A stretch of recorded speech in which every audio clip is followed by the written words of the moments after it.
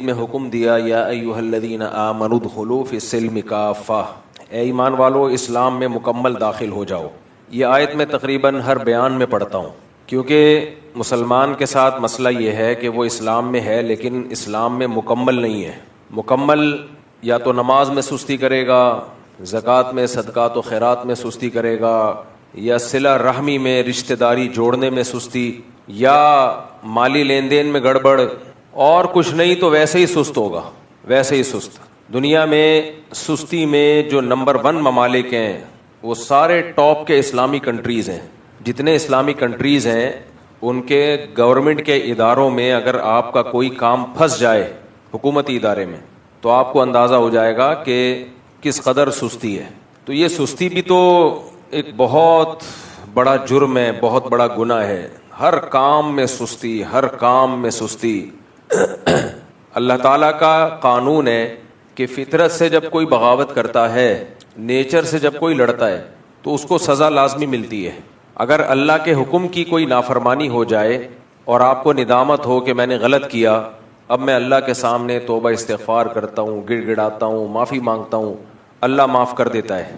لیکن خوب اچھی طرح ایک بات سمجھ لیں، نیچر معاف نہیں کرتی ہے، فطرت معاف نہیں کرتی ہے۔ مثال کے طور پر آپ کسی دیوار پہ چل رہے ہیں، نیچے گہری کھائی ہے، لوگ آپ کو منع کریں گے کہ زیادہ فنٹر بننے کی کوشش مت کرو، اس پہ مت چلو، گر گئے تو ہڈی پسلی ایک ہو جائے گی۔ لوگوں کو شوق ہوتا ہے نا فنٹر بننے کا، ویلیاں لگا رہے ہوتے ہیں، آپ نے یوٹیوب پہ ویڈیوز دیکھی ہوں گی، ویلی لگاتے ہوئے ٹرک کے نیچے آ گیا، بائک پہ لیٹ کے بائک چلا رہا ہے، کسی نے پٹخ دیا، اٹھا کے مار دیا۔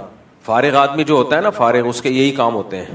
جب انسان اپنے آپ کو مفید کاموں میں مصروف نہیں رکھتا تو شیطان اس کو غلط کاموں میں لگا دیتا ہے۔ تو آپ کسی بڑی دیوار پہ چل رہے ہیں، دائیں اور بائیں گہری کھائی ہے، لوگ کہہ رہے ہیں بھائی تم اتنے ایکسپرٹ بھی نہیں ہو، پہلے چھوٹی دیوار پہ تجربہ کر کے سیکھ لو، زیادہ فنٹر بننے کی کوشش مت کرو۔ لیکن آپ کو شوق ہے شو بازی کا، آپ چلنا شروع ہوئے، تھوڑی دیر میں آپ کو احساس ہو گیا، بیچ میں جب آپ پہنچے تو نہ آگے جانے کے اور نہ پیچھے آنے کے، اب آپ کا بیلنس نہیں ہے اور آپ دھڑام سے نیچے گرے۔ جب آپ نیچے گرو گے تو آپ کو احساس ہوگا کہ میں نے غلطی کی۔ اللہ نے ہمیں احتیاط کا حکم دیا ہے یا بے احتیاطی کا حکم دیا ہے؟ بولیں، اللہ نے ہمیں اپنی زندگی بچانے کا حکم دیا ہے یا زندگی کو بلا وجہ خطرے میں ڈالنے کا حکم دیا ہے؟ بچانے کا حکم دیا ہے۔ دیوار پہ چلنے سے پہلے آپ کو علماء نے بھی سمجھایا کہ بھائی مت کرو یہ کام، یہ جائز نہیں ہے۔ آپ بحث میں لگ گئے کہ فتویٰ لے کر آؤ، قرآن میں کہاں لکھا ہے کہ دونوں طرف گہری کھائی ہو اور دیوار کے بیچ میں چلنا حرام ہے اسلام میں؟ فتویٰ لے کر آؤ۔ آج کل لوگ اسی طرح کی فضول باتیں کرتے ہیں، کہاں لکھا ہوا ہے اسلام میں؟ بھائی اسلام جنرلی اصول بیان کرتا ہے، ان اصولوں سے مسائل نکالنا، قانون اخذ کرنا، یہ حضرات فقہا کا کام ہے، تو انہوں نے نکالے ہیں مسائل۔ ایسے تھوڑی ایک ایک چیز لکھی ہوئی ہوگی کہ جمعے کے دن نہا دھو کے آیا کرو، سر پہ ٹوپی اچھی والی پہنا کرو، خوشبو اچھی والی لگایا کرو، اصول اور ضابطے بیان کیے۔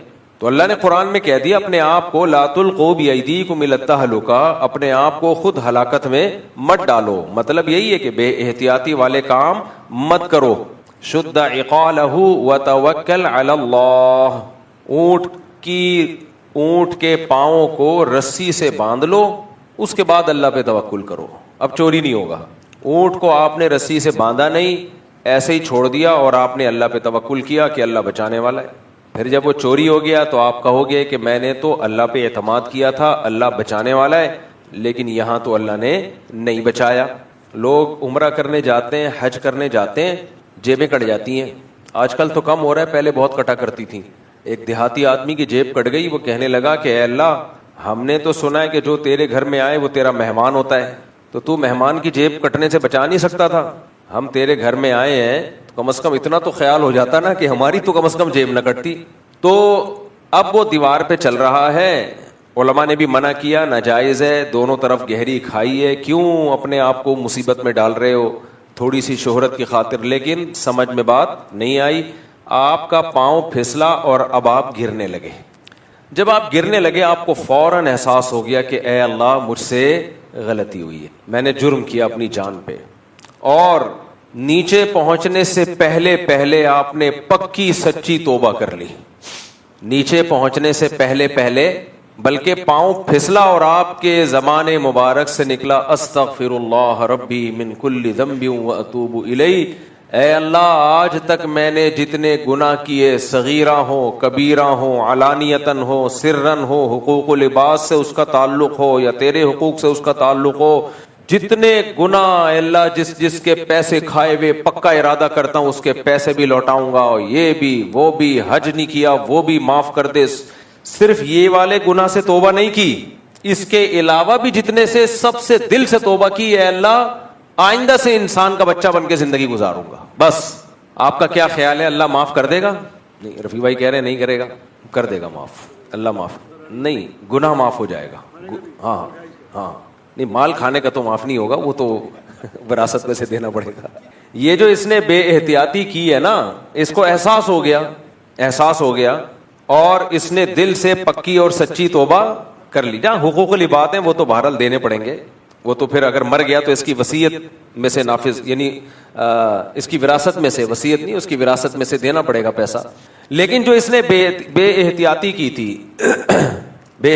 تھی، اب اس کو احساس ہو گیا اور پکی توبہ کی اس نے، تو بھائی توبہ سے ہر گناہ کیا ہو جاتا ہے؟ معاف۔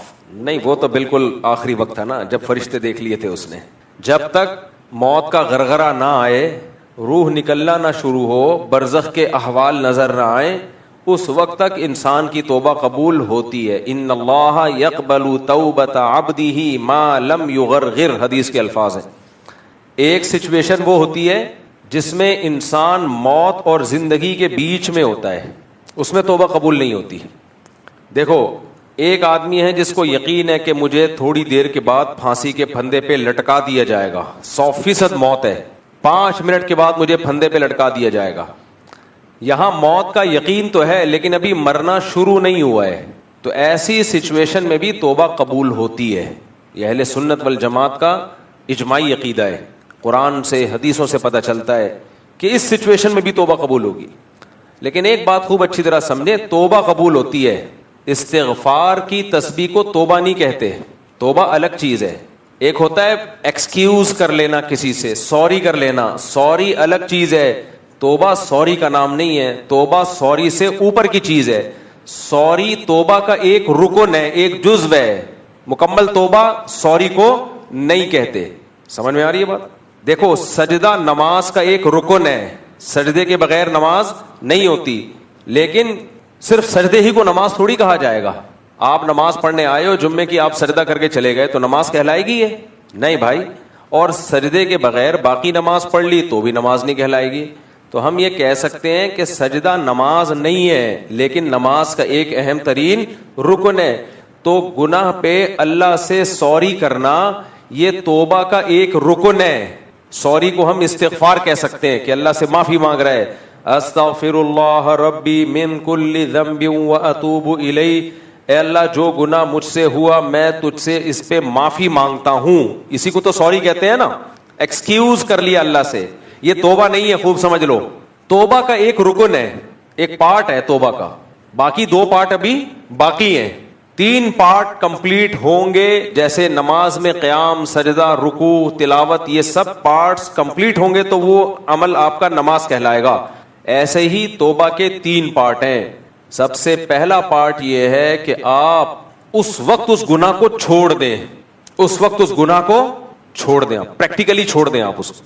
ایک آدمی چوری کر رہا ہے اور توبہ بھی کر رہا ہے، اللہ سے معذرت بھی کر رہا ہے، لیکن کر رہا ہے چوری، تو یہ توبہ نہیں ہے، استغفار ہے، یہ توبہ نہیں کہلائے گا یہ عمل۔ آپ غیبت کر رہے ہو اور توبہ بھی کر رہے ہو، اللہ میں غیبتیں بہت کرتا ہوں، پھر شروع ہو گئے غفار بھائی ایسے، ستار بھائی ایسے، وسیم بھائی نے یہ کیا، یہ پنکھا چوری کیا تھا اس کے بھائی نے، یہ ایسا ہے یہ ویسا ہے، اور پھر توبہ استغفار کی تسبیح ہاتھ میں آپ کے چل رہی ہے۔ لوگوں کے ہاں تسبیح چل رہی ہوتی ہے، آپ کی بھی ماشاءاللہ چل رہی ہے، لیکن آپ بیان سن رہے ہیں، اچھی بات ہے، تسبیح ہاتھ میں رکھنی چاہیے۔ تو تسبیح چل رہی ہے، استغفر اللہ استغفر اللہ، ڈرامہ بھی دیکھ رہے ہیں۔ اللہ مغفرت فرمائے ہماری دادی کی، ہمیں کوئی عیب نظر نہیں آیا ان میں، لیکن ایک چیز تھی، ڈرامہ بھی دیکھتی تھی اور تسبیح بھی چلتی تھی۔ ہمارے گھر میں تو ٹی وی نہیں تھا، پڑوسیوں کے ہاں جا کے، اور ڈرامے بھی پہلے زمانے کے بڑے سیدھے سادے سے ہوتے تھے، باقی ماشاءاللہ تہجد، تلاوت، نماز، روزہ۔ یار ایک بات ہے، میں نے اپنی دادی سے بہت کچھ سیکھا ہے، آج سیکھ رہا ہوں میں ان سے۔ آپ حیران ہو گئے، مفتی صاحب کی دادی کو گئے ہوئے 30 سال ہو گئے، اور آج سیکھ رہے ہو اس سے. میں جب انگریزوں کی دادیوں کو دیکھتا ہوں نا, او ہو, پھر کمپیئر کرتا ہوں اپنی دادی سے. ہائے ہائے ہائے ہائے ہائے, خدا کی قسم ہمارا بڑا حسین معاشرہ ہے. گوروں پہ مت مرو یورپ امریکہ پہ. یہ خزاں ہے جو بانداز بہار آئی ہے, رنگ رلیوں پہ زمانے کی نہ جانا اے دل. یہ خزاں ہے جو بانداز بہار آئی ہے. کافر میں کوئی خیر نہیں ہے, خدا کی قسم کوئی خیر نہیں ہے, سب بکواس ہے, ڈرامے بازی ہے. ابھی ایک صاحب یورپ میں کلپ بنا, موضوع سے ہٹ رہا ہوں لیکن کیا کروں یار, دادی کا تذکرہ آیا تو دادی کو دوسروں کی دادیوں سے کمپیئر کر کے پتا چلے گا نا, ہماری دادی کا پلڑا بہت بھاری تھا, خدا کی قسم بہت بھاری تھا. نہ کوئی ایجوکیشن تھی, نہ ڈاکٹر تھی, نہ سائنٹسٹ تھی, پھر بھی کامیاب لائف گزاری. نہ پیسہ تھا جیب میں, پھر بھی پاکیزہ زندگی, با اخلاق زندگی, طہارت والی زندگی, اور ایک انتہائی کامیاب زندگی. انگریزوں کی بڈیاں سائنٹسٹ بھی ہوتی ہیں, ہائے ہائے ہائے, لیکچرار بھی ہوتی ہیں, پھر بھی چڈیاں پہن کے بڑھاپے میں گھوم رہی ہوتی ہیں, کوئی ہمیں دیکھ لے. دو دادیوں کو سامنے رکھا کرو, اپنے گھر میں جاؤ آج اپنی دادی کو. اب تو دادیاں مارکیٹ سے شارٹ اس لیے ہو رہی ہے کہ شادیاں دیر سے ہوتی ہیں نا, تو دادی بننے سے پہلے ہی فوت ہو جاتی ہے عورت. یہ بھی ایک عذاب ہے ہماری سوسائٹی میں. تم لوگ بھی نہیں سدھرو گے, میں بھی نہیں سدھروں گا, یہ ذہن میں رکھنا. میں بھی اس ٹاپک پہ بولتا رہوں گا. بچیوں کی شادیاں جلدی کر دیا کرو, دادیاں نانیاں بھی بننا ہے ان نے بڑھاپے میں, پوتے نواسوں کی لذتیں بھی دیکھنی ہے انہوں نے. خود بھی جلدی کیا کرو تاکہ دادے نانے کا بن کے انجوائے کرو لائف کو. تو ان کی بڈیاں دیکھ لو, بڈیاں 80 سال کی بڈی بریزر اور چڈی میں بیٹھی بھی ہوگی ساحل سمندر پہ, لائف کو کیا کر رہی ہے, انجوائے. آپ تو وہیں سے آئے ہوئے ہیں, آپ کو دیکھا ہوگا آپ. یار یہ کوئی زندگی ہے یار, اس کے فضائل ہمیں بتاتے ہو. اس سے تو ہماری وہ دادی جو جس کا پوتا ڈھکن لیس گٹر پہ بیٹھ کے آتا ہے وہ زیادہ اچھا ہے. ابھی یورپ سے کسی نے کلپ بنا کے بھیجا کہ یہ اولڈ ہاؤس کا جو تصور ہے یورپ میں, یہ اتنا گندا نہیں ہے جیسے مسلمانوں نے سمجھ لیا ہے.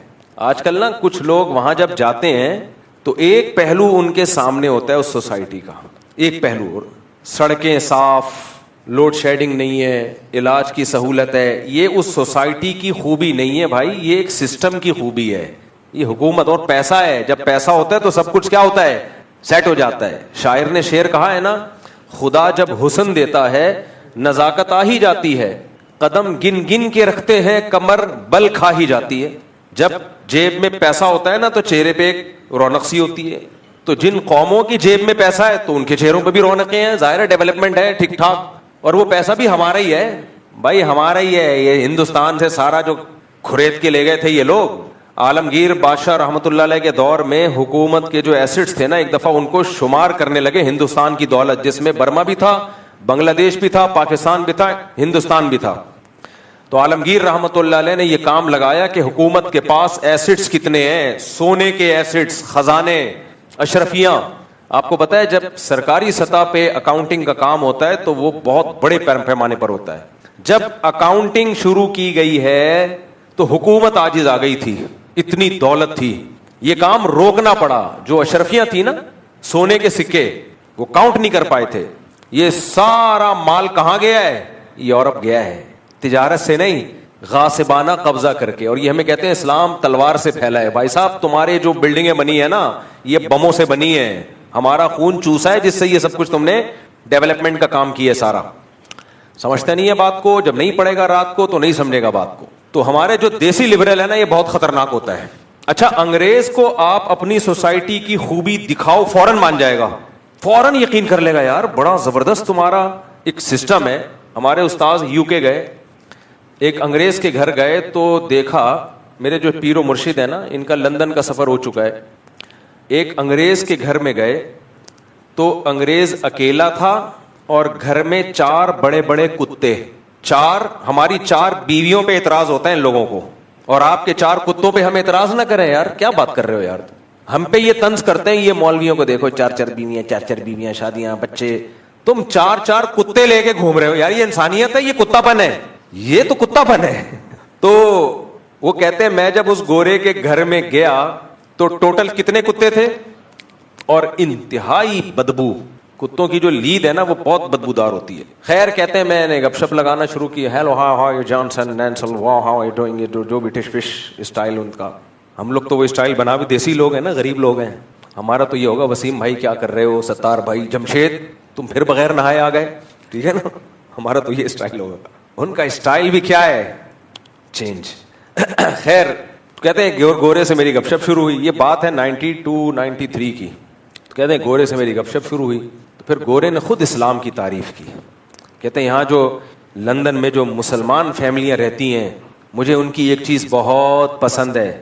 ہمارے استاذ نے پوچھا کیا پسند؟ کہتے ہیں یار کبھی پاکستان سے کسی کی پھپھو آ رہی ہے, اسے ریسیو کرنے جا رہے ہیں, کبھی کسی کا چچا آ رہا ہے, اس کو ریسیو کرنے جا رہے ہیں, کبھی کسی کا ماموں آ رہا ہے, اس کی دعوت ہو رہی ہے.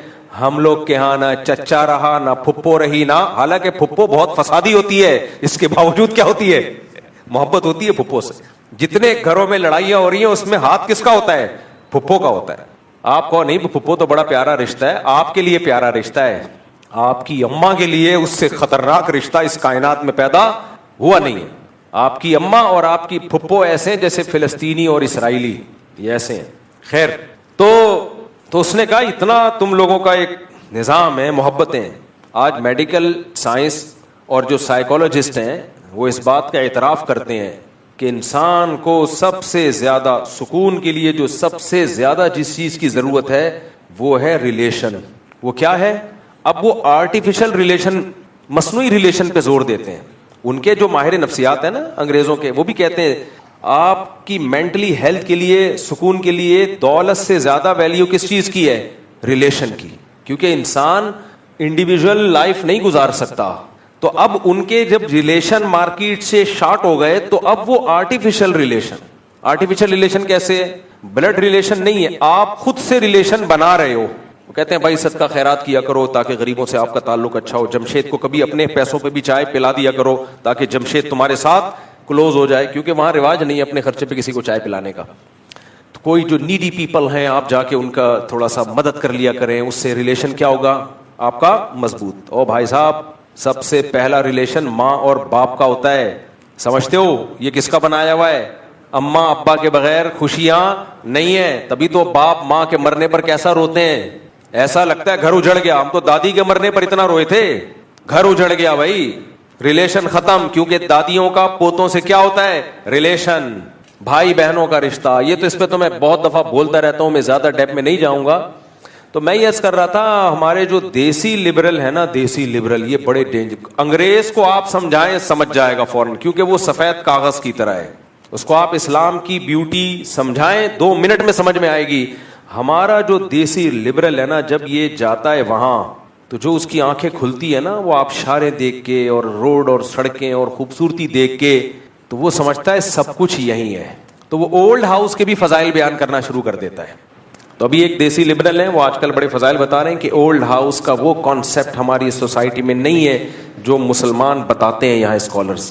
اولڈ ہاؤس تو بڑے خوبصورت ہوتے ہیں, اور بوڑھے لوگ خود کہتے ہیں کہ ہمیں بیٹا اولڈ ہاؤس میں جمع کر دو, وہاں ہمیں پہنچا دو, وہاں ہماری کیئر گھر سے زیادہ ہوگی, وہاں ہم کیرم بورڈ کھیلیں گے, وہاں ہم اسنوکر کھیلیں گے, وہاں ہم فلمیں دیکھیں گے, وہاں ہم سب بڈھے آپس میں بیٹھ کے اپنی جوانی کی داستانیں سنائیں گے.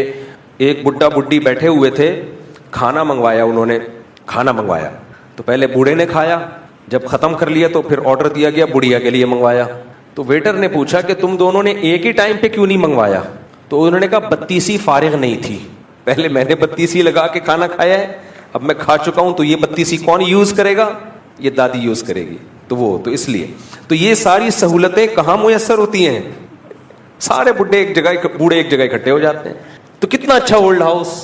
ہائے ہائے ہائے, انسان کی عقل. ہمارے حضرت فرمایا کرتے تھے انسان اسلام سے جب ہٹتا ہے نا, سب سے پہلے اس کی کھوپڑی خراب ہوتی ہے. سب سے پہلے جو چیز خراب ہوتی ہے وہ کیا ہے؟ کھوپڑی. صحیح اور غلط کا معیار, کرائٹیریا کیا ہے؟ او بھائی, بڈھے کو اولڈ ہاؤس کی ضرورت نہیں ہے, اس کو محبت کی ضرورت ہے, اس کی تنہائی دور کرنے والی اولاد کی ضرورت ہے. آپ اپنے بوڑھے باپ کو بھیج دیں برج خلیفہ, بولے ابا آپ وہاں انجوائے کرو لائف کو, دبئی بھیج دیں. ابا آپ انڈا موڑ پہ آپ کا رہنا مناسب نہیں ہے, آپ یہ غریب ملک کے بجائے دبئی میں آپ کو بھیج رہا ہوں, آپ وہاں رہیں, وہاں آپ جیسے 5-6 بڈھے جمع ہوئے ہوئے ہیں. ابا چلے جائے گا بڑھاپے میں, ابا امریکہ جانے کے لیے ایگری نہیں ہوتا بھائی, سمجھ رہے ہو؟ ابا چلا جائے گا وہاں, ابا بولے گا کمبختو, میں نے تمہیں اس لیے پیدا کیا تھا کہ بڑھاپے میں مجھے دبئی بھیج دینا, تم یہاں رہنا, تم دفاع وہاں پہ, تم جاؤ وہاں پہ. تو اولڈ ہاؤس کے بھی ابھی فضائل جو ہے نا ہمارا لبرل طبقہ بیان کرنا شروع کرے گا, آپ دیکھیں.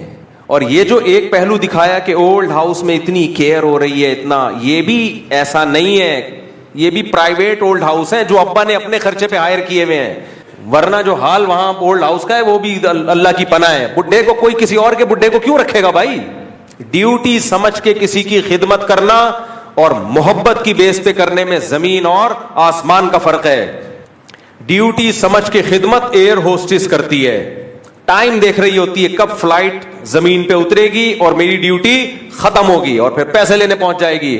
اور محبت میں جو خدمت وہ ہوتی ہے جو سعودی عرب میں ایک کیس آیا تھا کہ ایک بیٹے نے کہا ماں میں اپنے پاس رکھوں گا بڑھاپے میں, دوسرے نے کہا ماں میرے پاس رہے گی. اتنا جھگڑا ہوا ہے نا دونوں بیٹوں کا, کورٹ میں کیس پہنچا ہے. یہ ڈیوٹی نہیں ہے, یہ کیا ہے؟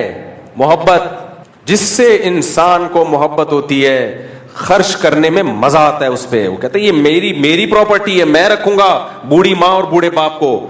یہ لڑائیاں مسلم سوسائٹی میں نظر آئیں گی, غیر مسلموں میں یہ لڑائیاں مارکیٹ سے شارپ. سعودی عرب میں بی بی سی کی رپورٹ تھی, ہے دو بھائیوں میں لڑائی ہوئی, کہہ رہا میں رکھوں گا ماں کو, کہہ رہا میری ماں تیری ماں کیا, میں رکھوں گا.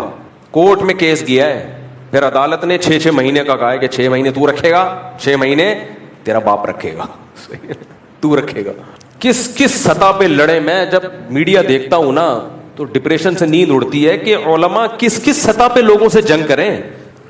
مذہب انسان کو صحیح گائیڈ کرتا ہے, لیکن مذہبی اسکالر ہی اگر 2 نمبری شروع کر دیں, 2-3 مذہبی اسکالر ہیں آج کل, انہوں نے یہ منجن بہت بیچنا شروع کر دیا ہے کہ تمہاری بیوی پر تمہاری ماں کی خدمت لازم نہیں ہے. یار تم بے شرمو, تمہاری ماں جب تمہاری بیوی کو بلاتی ہے کہ بیٹا پانی لے کر آؤ, بغیر تو تم اپنی بیوی کو یہ مسئلہ بتایا کرو کہ تم پر میری ماں کی خدمت لازم نہیں ہے. کیسے بے شرم لوگ ہیں, غیرت نہیں ہے ان لوگوں میں. آپ اس پر بیان کرو کہ ساسیں بہوؤں پہ ظلم کرتی ہیں, ہم بھی سنیں گے آپ کی بات, کرتی ہیں, اس میں دو رائے نہیں ہو سکتی. اس کو غلام بنا کے رکھتی ہیں, غلط ہے, نہیں رکھنا چاہیے. لیکن آپ نے اتنا مبالغہ کر دیا عورت کے حقوق, فیمنسٹ عورتوں کو بھی پیچھے چھوڑ دیا آپ نے. گھروں کا نظام کیسے چلے گا؟ ہمیشہ گھروں میں چھوٹے کس کی خدمت کرتے ہیں؟ بڑوں کی. یہ ہماری سوسائٹی کی خوبصورتی ہے. صحابہ میں بھی ایسا ہی ہوتا تھا. یہ کہتے ہیں صحابہ میں اس کی کوئی مثال نہیں ملتی. جابر بن عبداللہ رضی اللہ تعالی عنہ نے نکاح کیا ایک عمر یافتہ عورت سے, صحیح بخاری کی حدیث ہے. نبی صلی اللہ علیہ وسلم نے فرمایا کہ کنواری سے کیوں نہیں کی؟ حضرت جابر نے کیا فرمایا, میری چھوٹی چھوٹی بہنیں ہیں, میں اگر کسی کم عمر لڑکی سے شادی کروں گا تو میری بہنوں کو سنبھالے گی کیسے؟ وہ میری ماں نہیں ہے, میری بہنوں کو کون, وہ تو خود اس کو بھی مجھے سنبھالنا پڑے گا. تو میں نے ذرا میچور خاتون سے شادی کی ہے. اس سے پتہ چلتا ہے کہ نکاح کا ایک مقصد گھر سنبھالنا بھی ہوتا ہے. آپ حضرت جابر کو یہ بتاتے کہ آپ کی بیوی کا کام آپ کی بہنوں کو سنبھالنا نہیں ہے, ایک رکھ کے تھپڑ لگاتے ہو کہ تو اپنی سوسائٹی کو جا کے تباہ کر. ہمارا ایک خوبصورت گلشن ہے, خوبصورت بہار ہے, ریلیشن ہے. مرد کے دل میں جگہ ہی وہ عورت بناتی ہے جو عورت اس کے ماں باپ کی خدمت کرتی ہے. مرد کہتا ہے میری خدمت مت, اگر مرد کا بچہ ہوگا غیرت مند ہوگا, مجھے اگنور کر دے, میری ماں کا خیال کر. ہر آدمی اسکالر بن کے منجن بیچ رہا ہے. یہ ہمارے ملک میں بہت بڑی آفت ہے. جس کی جو فیلڈ نہیں ہے نا وہ اسی میں آگے نکل رہا ہے. جب بھی کوئی ایسا اسکالر بیان کیا کرے نا کہ آپ کی بیوی پر آپ کی ماں کی خدمت لازم نہیں ہے, تو اس کو بول تو اپنے گھر میں اپنی بیوی کو سمجھا یہ باتیں. کتنی گھروں میں طلاقیں ہو گئی ہیں اس بیس پہ. چند اسکالرز کے یہ کلپ گئے ہیں, کتنے پھڈے ہوئے گھروں میں بیگم صاحبہ بیٹھی ہوئی ہیں ہاتھ پہ ہاتھ رکھ کے, میرے ذمے تمہاری ماں کی خدمت لازم نہیں ہے, میرے ذمے تمہارے باپ کی خدمت لازم نہیں ہے. وہ کہے تیرے ذمے ہے کیا؟ بچے تو پیدا نہیں کر رہی ہے, ایک ہاتھ سے زیادہ وہ نہیں پیدا ہو رہا, تیرے ذمے ہے کیا؟ پھر آپ کہہ سکتے ہو کہ بیٹا کرے نا ماں کی خدمت, یقیناً کرے, باہر کے کام کون سنبھالے گا بھائی؟ جب بیٹے کو موقع ملتا ہے, غیرت مند بیٹا بیوی کو پیچھے چھوڑ کے خود ماں کی خدمت کرتا ہے. میں کھلاؤں گا اس کو پانی, پلاؤں گا اس کو پانی, میں اس کے لیے چائے بناؤں گا. لیکن مرد کے ذمے اللہ نے کہاں کے کام رکھے ہیں؟ کمبختو, تم تو ایک اکیڈمی میں بیٹھے ہوئے ہو, باہر جاتے نہیں ہو. مرد کو کمانے کے لیے باہر جانا پڑتا ہے. تم لوگوں کو کیوں خراب کر رہے ہو؟ جو سعودی عرب میں جاب کر رہا ہے, جو امریکہ میں جاب کر رہا ہے, جو ہم تو اسی کے قائل ہیں کہ جہاں جاؤ سفر میں بیوی کو ساتھ لے کے جاؤ, لیکن ہر آدمی کے پاس اتنے وسائل نہیں ہوتے. اصل حکم تو یہی ہے کہ ساتھ ہونی چاہیے تمہاری, لیکن ہر آدمی اتنا افورڈ نہیں کر سکتا. صحابہ میں بھی ایسا نہیں تھا, سب نہیں لے کے جاتے تھے. جو غریب صحابہ تھے ان کی بیویاں گھروں میں رہا کرتی تھیں, وہ کمانے کے لیے جاتے, جہاد کے لیے جاتے, بیویاں کہاں رہتی تھیں؟ گھر میں رہتی تھیں. ایسا سوسائٹی کا بیڑا غرق کر رہی ہے اسکالرز. مرد کے دل میں سب سے زیادہ قدر ہی اس عورت کی ہے جو اس کے ماں باپ کو, وہ شادی کرنے کا ایک بڑا مقصد ہی یہی ہوتا ہے بھائی. لڑکیوں کو باغی بنایا جا رہا ہے. آپ بھی کریں خدمت, لیکن باہر کے کام اللہ نے کس کے ذمہ لگائے ہیں؟ مرد کے ذمہ لگائے ہیں. ہاں یہ ضرور ہے کہ اس میں اعتدال ضروری ہے, اعتدال. گاؤں دیہاتوں میں ہم نے خود دیکھا ہے کہ عورت جو بہو ہے نا اس کو ایسا کھینچ کے رکھتی ہے, نچوڑ دیتی ہے اس کو ظلم کر کے. 18 روٹیاں پکوائی جا رہی ہیں, یہ زیادتی ہے, یہ ظلم ہے, یہ ظلم ہے بھائی. اعتدال ہونا چاہیے ہر چیز میں. اس کے سونے کا خیال کرو, یہ تھوڑی کہ جب چاہے اٹھا کے ٹھڈا مار کے اٹھا دیا, نہ کوئی سونے کی فکر نہ کوئی اس کے آرام کا خیال ہے. لیکن جب گھر میں رہتے ہیں اکٹھے تو کاموں کو بانٹنا پڑتا ہے, سب کو مل جل کے کام کرنا پڑتا ہے. ہمارے ایک دوست کی شادی ہوئی تو وہ بیگم صاحبہ نے منع کر دیا صاف طور پہ, میرے ذمے نہیں ہے. اب انہوں نے کہا کہ بھئی آپ یہ کام کر لو, آپ یہ کام کر لو, آپ بہن کھانا بنا دے گی, تم صرف روٹیاں بنا دو. ان کے بیگم نے کہا میرے ذمے روٹیاں بنانا نہیں ہے. یہی اسکالرس کے سنے ہوئے تھے. اس نے کہا تیرے ذمے صرف کھانا کھانا ہے. بالآخر ان میں طلاق ہوئی ہے, کیونکہ مرد نے کہا میرے کسی کام کی نہیں ہے بھائی, یہ کھانے کے وقت آ کے بیٹھ جاتی ہے, باقی سارے کام کون کر رہا ہے. تو جب گھروں میں رہو گے تو یہ سب کچھ کرنا پڑتا ہے. ہاں جہاں بھی ذرا سا ظلم کا خطرہ ہو بھائی, پھر بیوی کو یقیناً الگ رکھو, پھر ہم بھی اس کے قائل ہیں, پھر ساتھ نہ رکھو. لیکن بعض دفعہ الگ, اکلوتا بیٹا کیسے الگ, بچے تو پیدا ہو ہی نہیں رہے ہیں, اکلوتے چل رہے ہیں مارکیٹ میں, وہ کہاں لے کے جائے گا الگ اس کو. میں ایسی عورتوں کا پتہ ہے کیا علاج کرتا ہوں, اکیلی ماں ہے, اکیلا باپ ہے, کوئی خدمت, یا تو آپ مالدار ہو, ٹھیک ڈیفینس کلفٹن میں رہتے ہو, وہاں تو پھر کوئی کسی کی خدمت نہیں کرتا بھائی, وہاں تو سب ملازمین رکھتے ہیں, آپ کا لیونگ اسٹینڈرڈ بہت ہائی ہے. وہاں بعض گھروں میں ایسا ہوتا ہے کہ کوئی کام عورتیں نہیں کرتی ہیں. سعودی عرب میں رائل فیملی میں کیا خواتین تھوڑی گھروں میں پوچھا لگائیں گی؟ تو ایسا تھوڑی. وہ تو بہت جو اپر لیول کے لوگ ہوتے ہیں, جو نارمل اس سے بڑے ہوئے ہوتے ہیں, ان میں تو کوئی بھی کام, آپ جوتا بھی خود نہیں پہنتے, نوکر آ کے آپ کو شوز پہنا ہے. میم صاحبہ صرف ان کا کام ہوتا ہے بیوٹی پارلر میں رہنا, کوئی کام نہیں ہے ان کا. آج یہ والا لپسٹک لگا کے دیکھو, نہیں یہ والی سمجھ میں نہیں آ رہی, امپورٹڈ لپسٹک دوسری لگا کے, بس وہ یہی ہے ان کا. کوئی فارغ, پیسہ بہت ہے, لینڈ لارڈ ہے وہاں, ٹھیک ہے بھائی, وہاں تو کوئی کسی کی خدمت نہیں کرتا. خدمتیں کس سے کروائی جاتی ہیں؟ ملازمین سے. اتنے لینڈ لارڈ ہو, ٹھیک ہے بھائی, قرآن نے بھی کہا ہے عاشروہن بالمعروف, جو عرف چل رہا ہے اس کے حساب سے رہو. تو عرف اگر مالداروں کا یہ ہے کہ ان کے ملازم ہوتے ہیں, تو بلکہ فقہاء نے تو یہاں تک لکھا ہے کہ اگر بہت اونچے خاندان میں آپ نے شادی کی ہے تو بیوی کے لیے ملازم بھی آپ کو لے کے دینا پڑے گا, کیونکہ اس لڑکی نے کبھی خود کام نہیں کیا, ہمیشہ ملازمین سے کام کروائے. تو شوہر کے ذمہ کیا ہے, اس کو نوکر بھی ارینج کر کے دے. تو اتنے اوپر ہاتھ مارنے کی تمہیں ضرورت کیا ہے؟ غریبوں, اپنی اوقات میں رہو نا. ہم تو نارمل لوگوں کی بات کر رہے ہیں جو نارمل متوسط گھرانے ہوتے ہیں. تو اس میں بھی ایسا نہیں ہے کہ ساس بولے بیٹا پانی دو تو بہو اٹھ ہی نہیں رہی ہے کہ ہم تو رائل فیملی سے. وہاں بھی اتنی خدمت تو وہاں بھی بنتی ہے, اتنی خدمت تو کوئی بھی بوڑھا کہہ دے نا آپ سے. دیکھو میں اگر آپ سے یہاں کہوں مجھے پیاس لگ رہی ہے پانی پلا دو, آپ کہ مفتی صاحب ہم پر آپ کی خدمت لازم نہیں ہے. لازم نہ ہونے کا یہ مطلب کہ میں کورٹ میں کیس نہیں کر سکتا, یہ بات تو ٹھیک ہے بھائی, میں کچھ بھی نہیں کر سکتا, لیکن بے شرمی کی انتہا ہوگی کہ نہیں ہوگی یار. ایسے ہی میرے بھائی, ساس سسر اگر گھر میں بہو کو کہہ رہے ہیں بیٹا چائے بنا دو, ساس کہہ رہی ہے بیٹا میرے پاؤں میں بہت تکلیف ہو رہی ہے, تھوڑا سا آج اتفاق سے دبا دو, دیکھو کیسا لگتا ہے. وہ کہ میرے ذمہ لازم نہیں ہے. یہ بدتمیزی سکھائی جا رہی ہے, گھروں کو برباد کیا جا رہا ہے, اور کچھ بھی نہیں ہے. اور سب گھروں میں ساس بہویں پہ ظلم ہوتا بھی نہیں ہے. یہ جو کمنٹس میں بہویں لکھ رہی ہوتی ہیں نا, میری ساس ایسی, میری ساس ایسی, ان کی ساسیں ہوتی ہوں گی, اس کا مطلب یہ نہیں کہ دنیا میں سب کی ساسیں خراب ہیں. ہم نے بہت سے گھروں کو ہنستا کھیلتا بستا دیکھا ہے.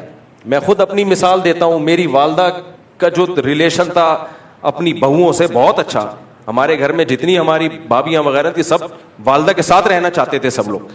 میری دادی اور میری والدہ ساتھ رہی ہیں, ساس تھی نا, ساری زندگی ساتھ گزاری ہے انہوں نے. اور میری والدہ ایجوکیٹڈ تھیں, میری والدہ نے اسکول میں سپروائزر تھیں, ٹیچر تھیں, تو پڑھی لکھی خاتون تھی میری والدہ. گھر سنبھالا انہوں نے, دادی کو بھی سنبھالا, خدمت کی, ہمارا بھی دل جیتا, دادی کا بھی دل جیتا. اگر میری اماں سن لیتی ان اسکالرس کو, شروع میں ہی ان اسکالرس کو سن لیتی کہ مجھے الگ گھر لے کے تو میرے ذمے, میرے ابا سے کہہ رہی ہوتی میرے ذمے آپ کی والدہ کی خدمت لازم نہیں ہے, تھوڑا انگلش میں ٹھش پش بھی کر دیتی اور الگ ہو جاتے, تو ہمیں دادی کی محبت, بولو نا یار, الگ رہتے. دادی کی محبت تو نہ ملتی. دادی تو بھائی چاہیے میرے بھائی. بچے کو کیا چاہیے؟ اب تم بڈھے ہو گئے ہو, اب تمہیں نہیں پتا چلے گا. بچے کو اماں سے زیادہ کون اچھی لگتی ہے؟ نانی دادی. ہمیں تو بھائی اپنی اماں سے زیادہ دادی پسند تھی, کیونکہ ہماری دادی نے ایک تخت تھا ان کا جہیز کا ملا ہوا, میرا خیال ہے کم از کم 1948 سے پاکستان بننے سے پہلے کا تخت تھا وہ, اس پہ پھٹے لگے ہوئے تھے. ایک جہیز کا بکسا تھا ان کے پاس.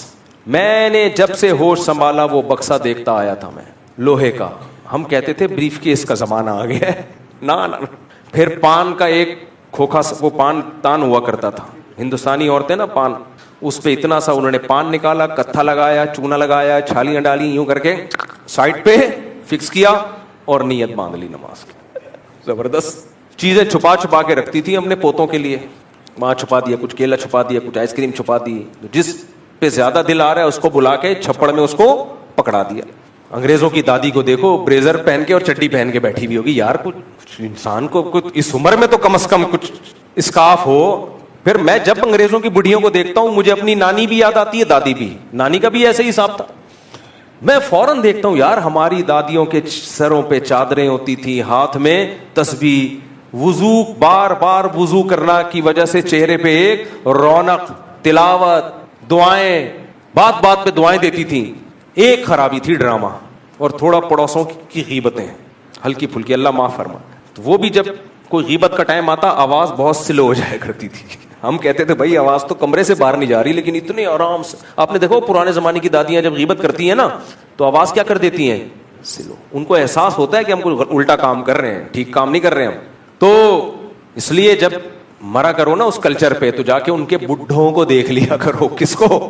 بڈھوں. اور اپنے بڈھوں کو کمپیئر کیا کرو. اب تو ہمارے یہاں بھی لبرلزم سیکولرزم اتنا آ رہا ہے کہ ہمارے بڈھوں کا بھی وہی حشر ہونے والا ہے.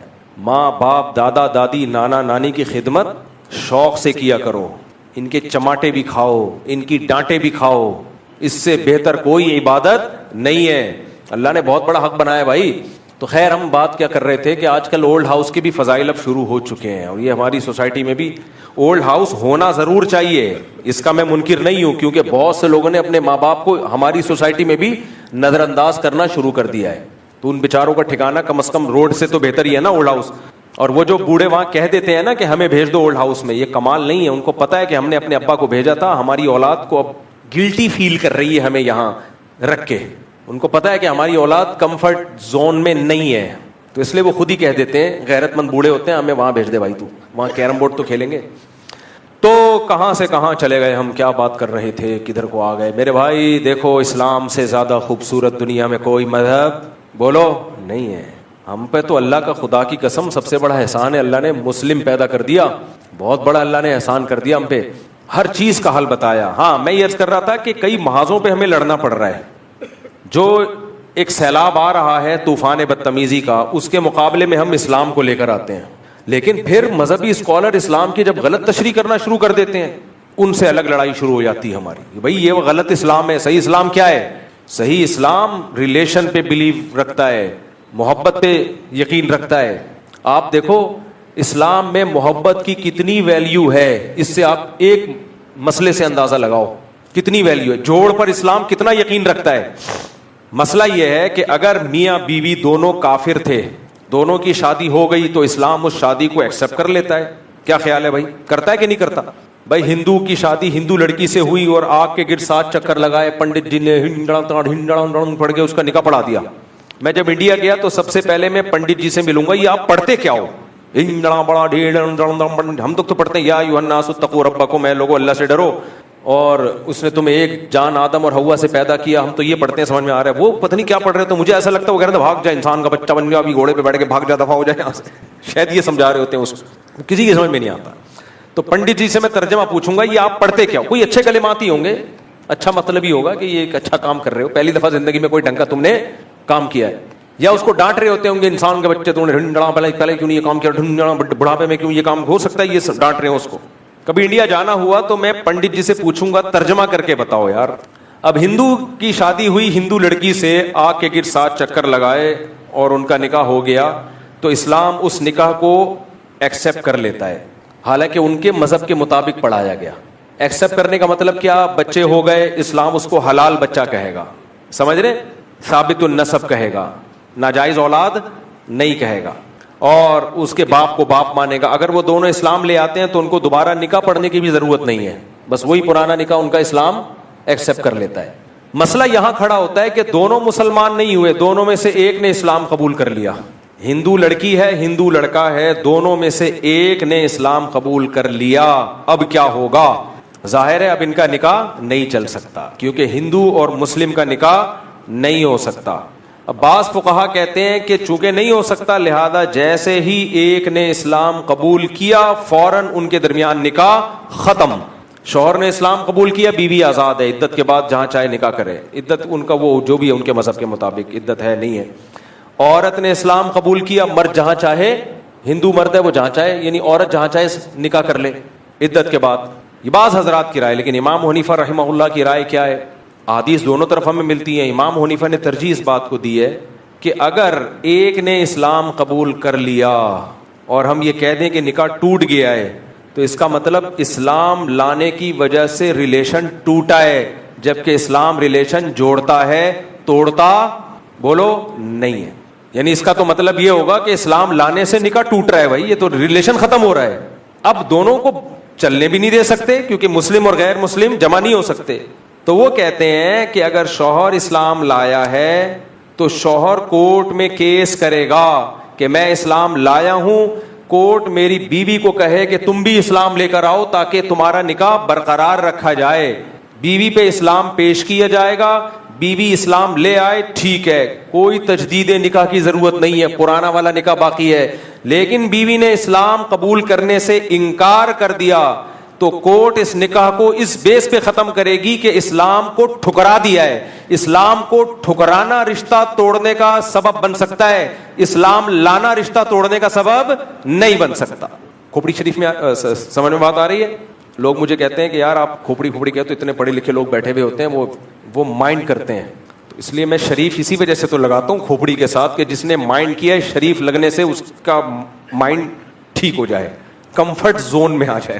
اسی طرح عورت نے اسلام قبول کیا اور مرد کافر ہے, غیر مسلم ہے, تو ایک دم نکاح نہیں ٹوٹے گا, نکاح باقی ہے. عورت کورٹ میں کیس کرے گی کہ میں نے اسلام قبول کر لیا, میرا شوہر نے اسلام قبول نہیں کیا ہے. کورٹ اس پہ اسلام کو پیش کرے, کورٹ اسلام پیش کرے گی, اس پہ کہے گی بھائی آپ کی بیوی مسلمان ہو چکی ہے, آپ بھی اسلام قبول کر لو تو ٹھیک ہے, جیسے زندگی گزار رہے تھے گزارتے رہو. اگر وہ کہہ دیں نہیں ہے تو پھر کورٹ کہے گی آپ چونکہ اسلام کی دعوت کو ٹھکرا رہے ہو, تو ٹھکرانا سبب ہے نکاح کو ختم کرنے کا.